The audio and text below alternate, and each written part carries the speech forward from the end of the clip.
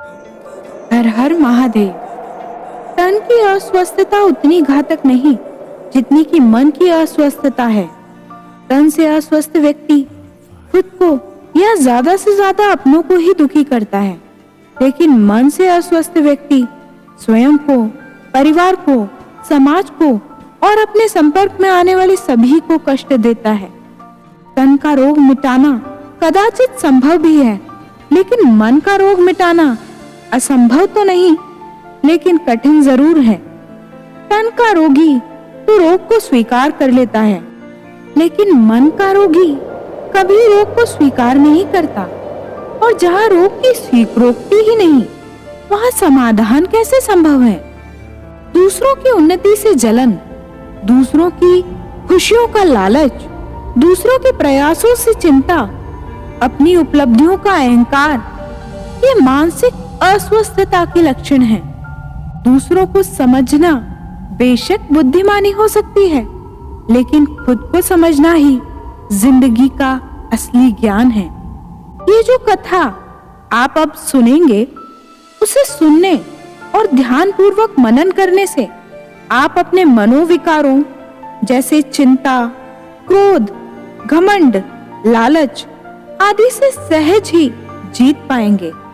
इसलिए इस कथा को ध्यानपूर्वक और पूरा सुने, अधूरा न छोड़ें, क्योंकि अधूरा ज्ञान पूरे ज्ञान न होने से ज्यादा खतरनाक है।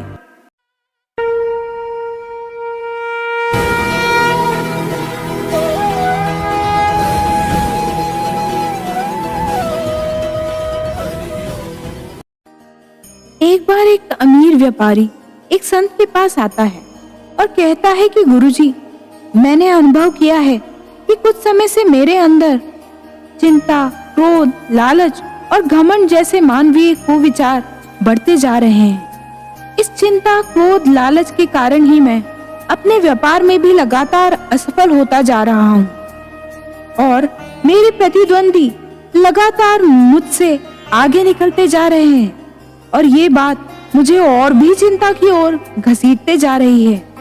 मैंने बहुत प्रयास किया, लेकिन मैं चिंता, क्रोध, लालच और घमंड करने की अपनी इस आदत को छोड़ ही नहीं पा रहा हूँ। कृपया मुझे ऐसा समाधान बताएं कि मैं अपनी बुरी आदतों से छुटकारा पा सकूं और अपने दुखों से मुझे मुक्ति मिल जाए।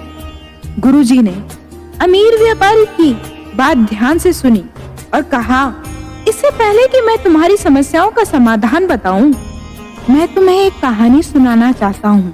ध्यान से सुनना। एक सम्राट के पास 4 घोड़े थे। चारों कद-काठी से बहुत ही मजबूत और देखने में बहुत सुंदर थे। इसलिए सम्राट उन 4 घोड़ों से बहुत ही प्रेम करते थे। पर सम्राट की समस्या ये थी कि वो चारों घोड़े बहुत उद्दंड थे। वो किसी भी प्रकार की घुड़सवारी के लिए प्रशिक्षित नहीं थे। सम्राट उन घोड़ों को प्रशिक्षित करवाना चाहते थे ताकि उनकी सुंदरता में 4 चांद लग जाएं। लेकिन सम्राट अब तक असफल रहे थे, क्योंकि जो भी प्रशिक्षक उनकी पीठ पर बैठता वो उन्हें पीठ से गिराकर पैरों से घायल कर देते। क्योंकि वो सम्राट के प्रिय घोड़े थे, इसलिए सम्राट का सख्त आदेश था कि कोई भी प्रशिक्षक घोड़ों के साथ मारपीट करके उन्हें प्रशिक्षित नहीं करेगा। इसलिए अब तक सभी प्रशिक्षक असफल रहे थे। अब सम्राट ने अपने पूरे राज्य में यह घोषणा करवा दी कि जो व्यक्ति इन घोड़ों को बिना मारपीट पूरी तरह से घुड़सवारी के लिए प्रशिक्षित कर देगा, उसे 10 लाख सोने के सिक्के दिए जाएंगे। घोषणा के कुछ ही दिनों बाद दरबार में एक युवा किसान आता है और कहता है कि मैं आपके इन 4 घोड़ों को बिना कोई शारीरिक नुकसान पहुंचाए पूरी तरह से प्रशिक्षित कर सकता हूँ, लेकिन इसके लिए मेरी कुछ शर्तें हैं। सम्राट ने कहा, कहो क्या शर्तें हैं तुम्हारी? उसने कहा, मुझे इन घोड़ों को प्रशिक्षित करने के लिए 1 वर्ष का समय चाहिए और साथ ही इन घोड़ों की देखरेख और खिलाने पिलाने की सभी जिम्मेदारी मुझे दी जाए और मेरे रहने की व्यवस्था भी इन घोड़ों के साथ ही की जाए। सम्राट ने कहा, ठीक है, तुम्हारी सारी शर्तें मान्य होंगी। तुम कल से इन घोड़ों को प्रशिक्षित कर सकते हो। अगले दिन सुबह होते ही वह किसान इन चारों घोड़ों को बाड़े में ले जाकर खुला छोड़ देता है और खुद बाड़े के चारों तरफ दौड़ना शुरू कर देता है। थोड़ी देर बाद दौड़ भाग कर लेने के बाद वह उन घोड़ों को चारा खिलाता है, पानी पिलाता है और खुद भी भोजन करके उसी बाड़े में लेट जाता है। घोड़े अब भी उसी बाड़े के अंदर स्वतंत्र घूम रहे थे। कोई भी घोड़ा रस्सी से बंधा हुआ नहीं था। जैसे ही शाम होती वह उठता और बाड़े के चारों तरफ दौड़ना शुरू कर देता। वह जब भागता था तो घोड़े भी उससे डरकर इधर उधर भागते थे। जब रात हो जाती तो वह घोड़ों को खिला पिलाकर रस्सी से बांध देता और खुद भी भोजन करके उन्हीं के पास सो जाता।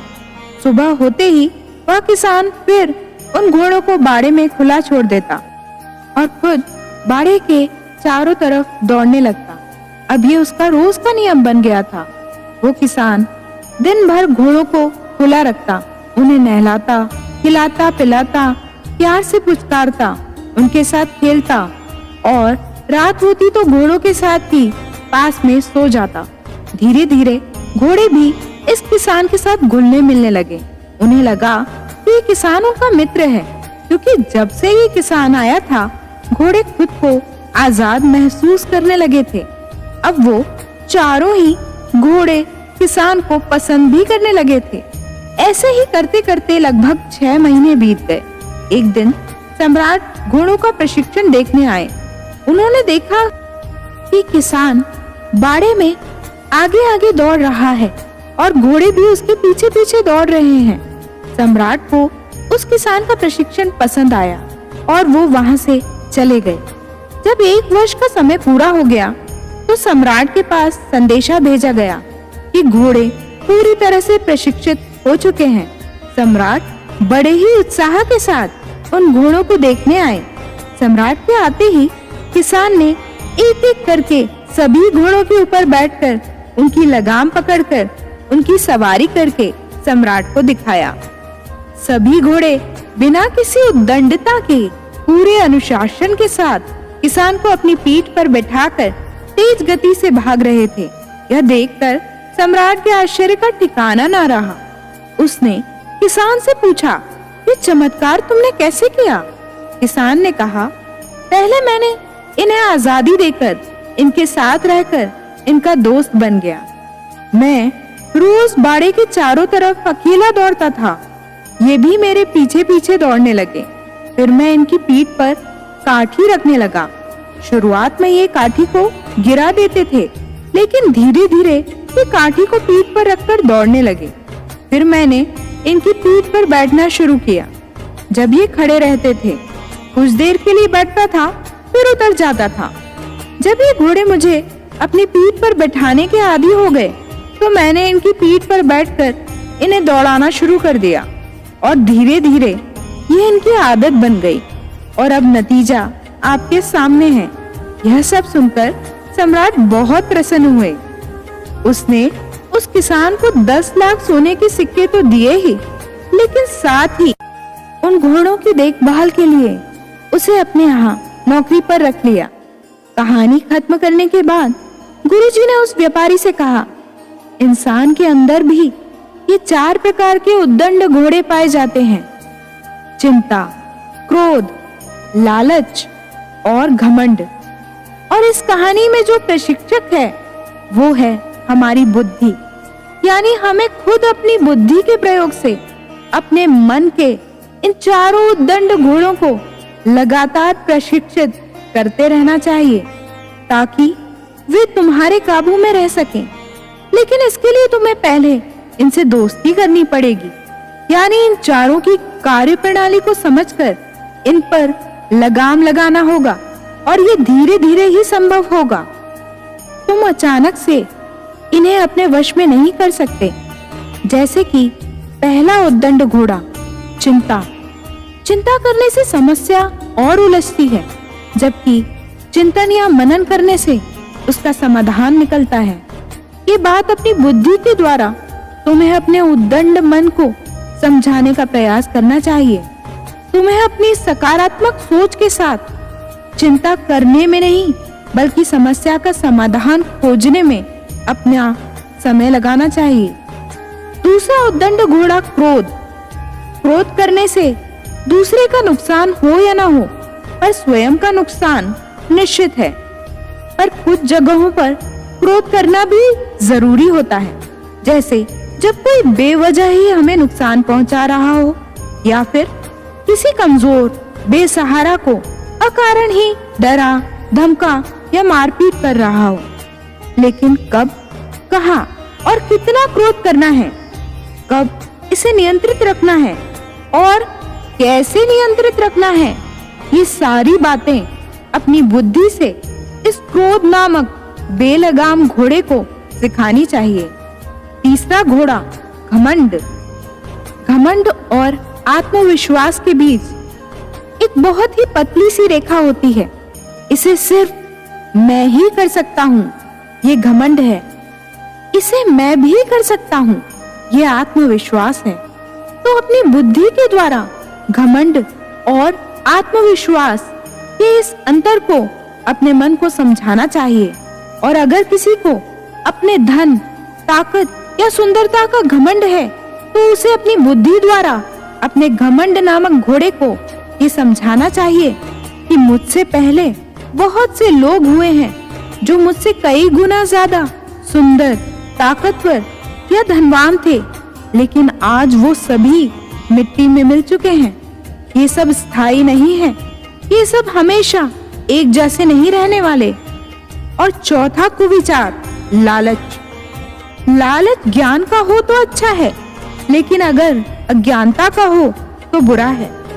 लालच ज्ञान से, बुद्धि से, अपनी मेहनत और ईमानदारी से धन कमाने का हो तो अच्छा है, लेकिन अगर लालच चालाकी से, धोखे से, जल्दी से और गलत तरीके से धन कमाने का हो तो बुरा है। यही फर्क अपने इस चौथे घोड़े को भी, यानी लालच को, अपनी बुद्धि द्वारा समझाना चाहिए।